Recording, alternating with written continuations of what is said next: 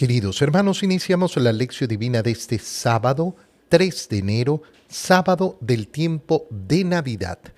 Por la señal de la Santa Cruz de nuestros enemigos, líbranos, Señor Dios nuestro, en el nombre del Padre, y del Hijo, y del Espíritu Santo. Amén. Señor mío, Dios mío, creo firmemente que estás aquí, que me ves, que me oyes.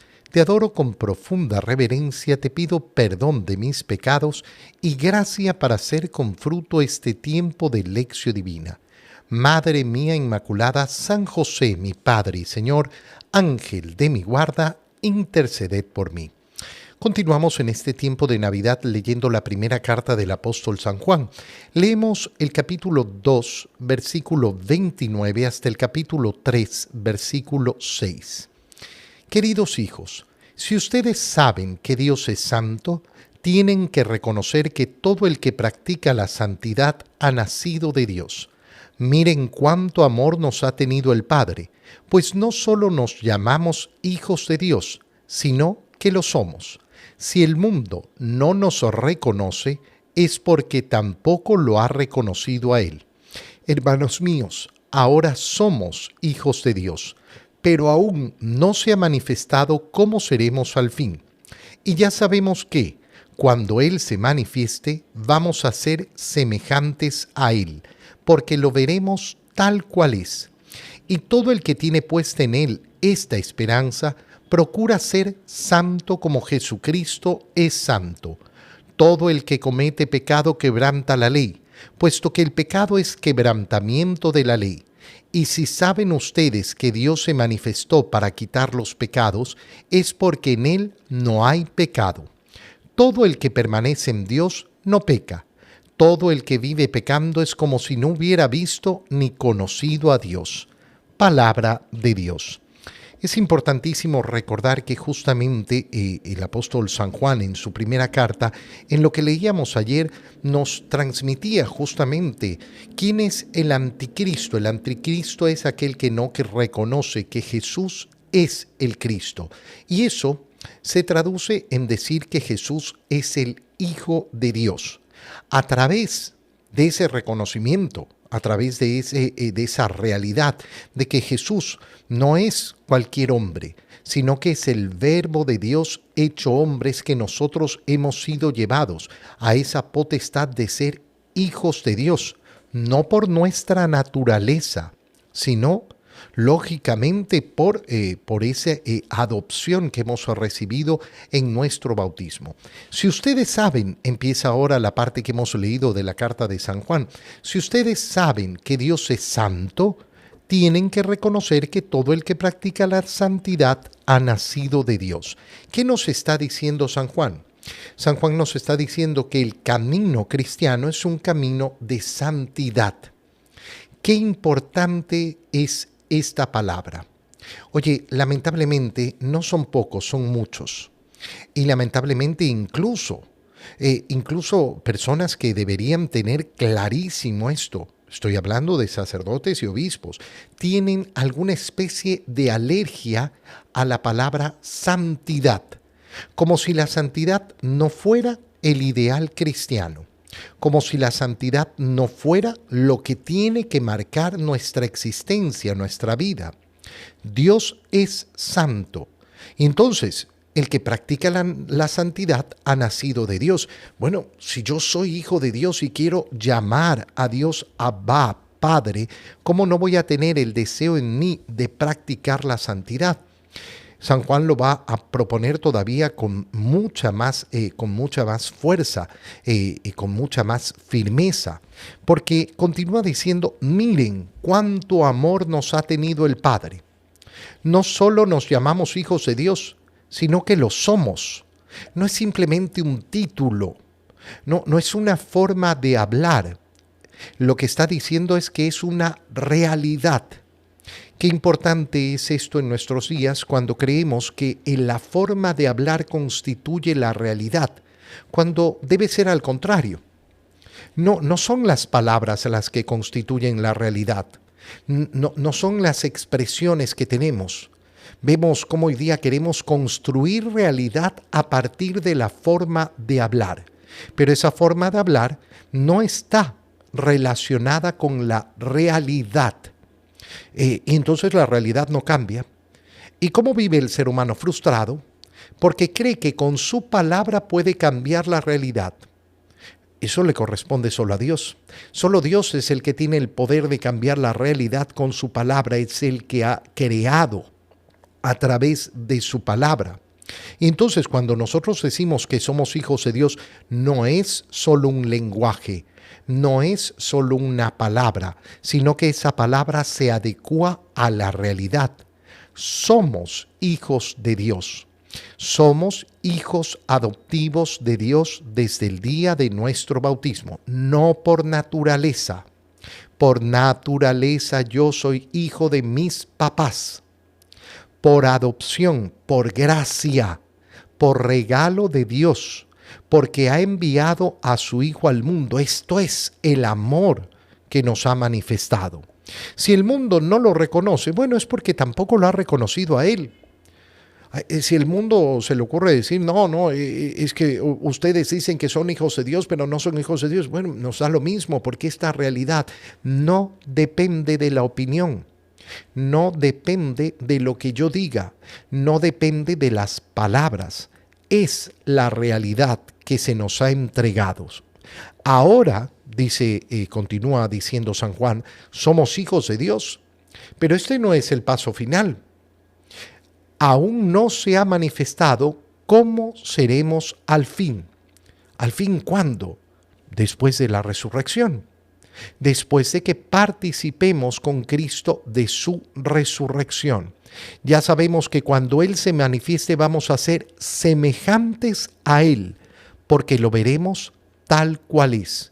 Es decir, que la transformación de nuestra naturaleza humana será efectivamente gigantesca. ¿Por qué? Porque será glorificada, sin dejar de ser seres humanos. No se nos ha prometido una vida futura como ángeles. No se nos ha prometido una vida futura como si no fuéramos seres humanos. No, siendo seres humanos seremos glorificados. Eso significa que se nos va a dar la capacidad de hacer aquello que en este momento no podemos hacer. Yo en este momento no puedo ver a Dios. A menos que Dios decida manifestarse de una manera especialísima. Después de la resurrección, podremos verlo a Él tal cual es. Y todo el que tiene puesta en Él esta esperanza, fíjate bien, ¿cuál esperanza? La esperanza de poderlo ver a Él tal cual es. El que quiere alcanzar esa glorificación el día de la resurrección, ¿qué es lo que tiene que hacer? Procura ser santo como Jesucristo es santo. Por tanto, el ideal cristiano es la santidad. Si una persona dice, no es necesario ser exagerado, nosotros tenemos que ser buenitos, nosotros no tenemos que hacer daño a los demás, con eso basta. Hermano mío, no sé en qué escritura está basada tu fe, porque en la revelación que nos ha dado el Señor es esto el ideal. El ideal es la imitación de Cristo. La vida cristiana se puede resumir así. ¿Qué tengo que hacer yo? Imitar a Cristo. Y si Cristo es santo, pues yo tengo que procurar la santidad. Todo el que comete pecado quebranta la ley, puesto que el pecado es quebrantamiento de la ley. ¿Qué nos está diciendo? Que eso es lo que tenemos que evitar para alcanzar esa santidad, esa lucha permanente para evitar el pecado. Y si saben ustedes que Dios se manifestó para quitar los pecados, es porque en Él no hay pecado. No es porque le importe nada el pecado. Cuando tú escuchas discursos de la falsa misericordia de Dios, no, Dios perdona a todos y acepta a todos como son. No, hermano mío, si algo nos queda claro en la Escritura es que Dios no acepta el pecado, que no nos quiere pecadores, que nos quiere semejantes a Él. que no se conforme diciendo, ay, bueno, es que ¿qué voy a hacer? ¿Qué vamos a hacer si tenemos ganas, si tenemos deseos, si tenemos necesidades? No, sigue nomás. No, esa no es la palabra de Dios. Todo el que permanece en Dios no peca. El que vive pecando es como si no hubiera visto ni conocido a Dios. Por tanto, si yo digo que tengo fe, acuérdate que cuando San Juan dice conocimiento, está hablando del conocimiento a través de la fe. Si yo digo que tengo fe en Dios, ¿cómo tengo que procurar vivir? Luchando contra el pecado. Y si peco, ¿qué tengo que hacer? Arrepentirme, cambiar mi modo de comportarme, luchar permanentemente contra el pecado. En el Evangelio leemos el Evangelio de San Juan, capítulo 1, versículos 29 al 34.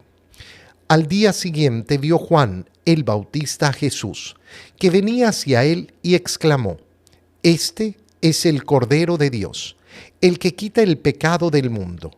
Este es aquel de quien yo he dicho, el que viene después de mí tiene precedencia sobre mí, porque ya existía antes que yo.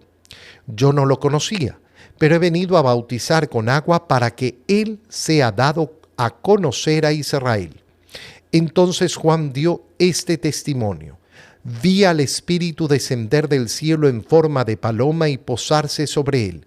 Yo no lo conocía, pero el que me envió a bautizar con agua me dijo: aquel sobre quien veas que baja y se posa el Espíritu Santo, ese es el que ha de bautizar con el Espíritu Santo.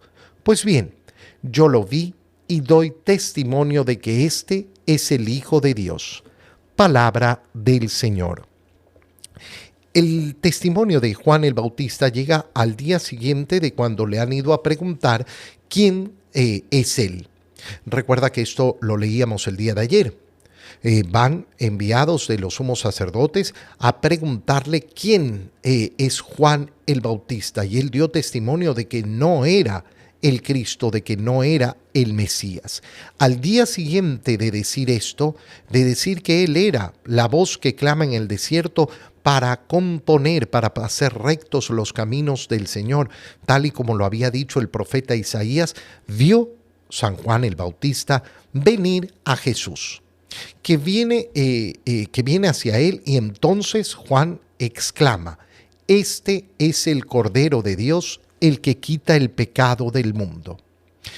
Este es el primer testimonio que da Juan el Bautista sobre Jesús. Y las palabras que está pronunciando no son cualquier cosa. Son palabras tremendas, son palabras enormes, y son palabras que ninguno en ese momento podía comprender en su real profundidad. No las vamos a comprender en verdad hasta que llegue la pasión de nuestro Señor.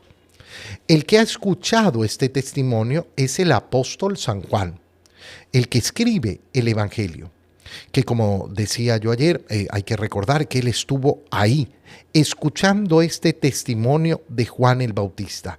¿Y por qué digo que es un testimonio tremendo? Porque este es el Cordero. ¿Por qué utiliza esta imagen de Cordero?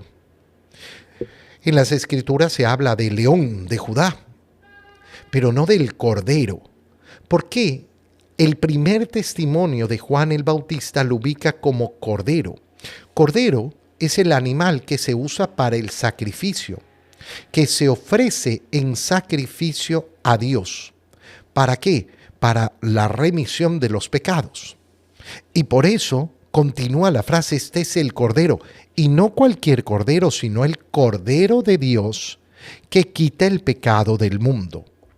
Es decir, que está diciendo inmediatamente que este es aquel que va a ser sacrificado, pero que no viene de parte de los hombres, sino que viene de Dios.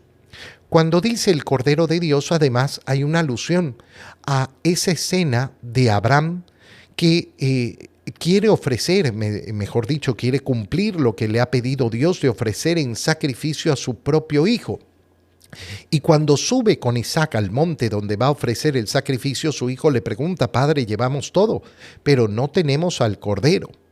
Y Abraham responde, Dios proveerá al cordero. Y entonces estas palabras resuenan inmediatamente a eso. Este es el cordero que ha provisto el mismo Dios. No el que han elegido los hombres, no el que han cogido los hombres, no el que le pertenece a los hombres, no el que entregan y ofrecen los hombres, sino el que el mismo Dios entrega. Y la finalidad de ese sacrificio, ¿cuál es? Quitar los pecados del mundo. Es decir, que efectivamente estamos hablando del sacrificio. Piensa que en el Evangelio de San Juan hasta este momento no hemos visto a Jesús actuar. Hemos escuchado el prólogo, donde se nos ha explicado quién es el Verbo de Dios, que existe desde el principio. Esta es la primera interacción en la que vemos a Jesús en el Evangelio de San Juan. Y sabemos inmediatamente para qué ha venido al mundo, para quitar los pecados. Este es aquel de quien yo he dicho, el que viene después de mí tiene precedencia sobre mí, porque ya existía antes que yo.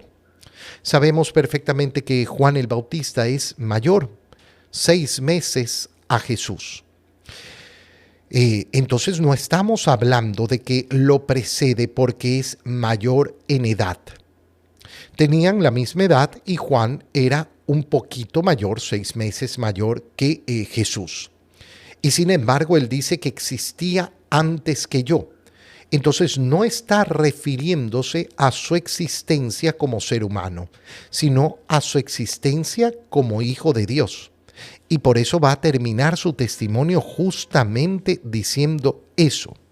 Yo no lo conocía. Y tú y yo nos podemos preguntar, pero ¿cómo? Juan el Bautista, el hijo de Isabel, la prima de María, a la cual María fue a visitar cuando supo que estaba embarazada, nunca durante todos estos años se había visto con Jesús. Son 30 años en que no se han conocido siendo familia. No está diciendo eso Juan.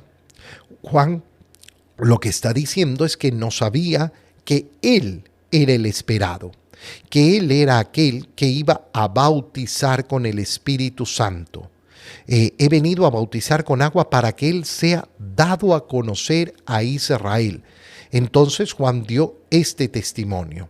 Vi al Espíritu Santo descender del cielo en forma de paloma. Y el que me mandó a bautizar me dijo, aquel sobre el que veas bajar y posarse el Espíritu Santo, ese es el que ha de bautizar con el Espíritu Santo. Y ahora viene lo más importante de su testimonio. Él dice, yo lo he visto cómo el Espíritu Santo ha descendido y se ha posado sobre él. Pues bien, ahora doy testimonio de que este es el Hijo de Dios. Es el Cordero de Dios, ha dicho en primer lugar. Este es aquel en el cual se ha posado el Espíritu Santo. Este es aquel que existe antes que yo. Este es el Hijo de Dios. Mira la tremenda fuerza que tiene el testimonio de Juan el Bautista. ¿Por qué? Porque lo que está diciendo es justamente el centro de nuestra fe. ¿Quién es Jesucristo? Verdadero Dios y verdadero hombre. Este testimonio que ha dado Juan el Bautista lo ha recibido Juan el apóstol, junto con Andrés, el hermano de Pedro. Y ese testimonio es el que han transmitido. Y ese testimonio es aquel que hemos decidido creer. Si yo tengo fe es porque he creído en este testimonio.